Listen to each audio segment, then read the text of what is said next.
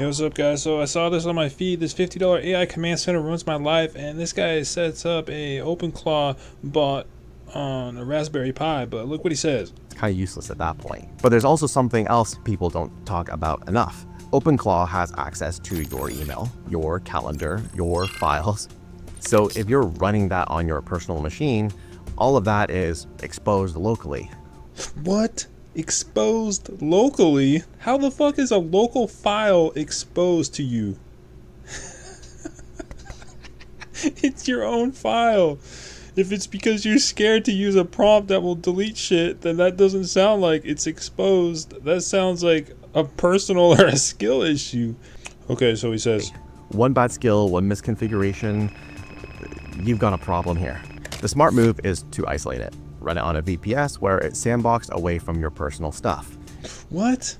So now it's gotta be on a VPS? Your mail? What?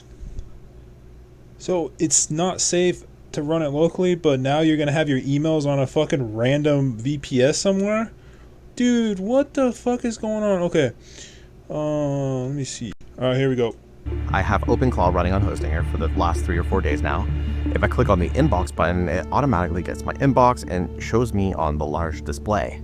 So you have to wait for an API request after you click the inbox button for 2 to 3 seconds just for it to show up on here, and you only get to read 3 emails at a time. Button here that gives I me guess you can scroll. All right, check this. I also want to add a price at the top right there to remind me that this technically isn't free API cost. So I have to worry about my fucking API requests and their price usage on a price counter on the top right when I'm checking my emails. Oh my dude, throw this shit in the fuck.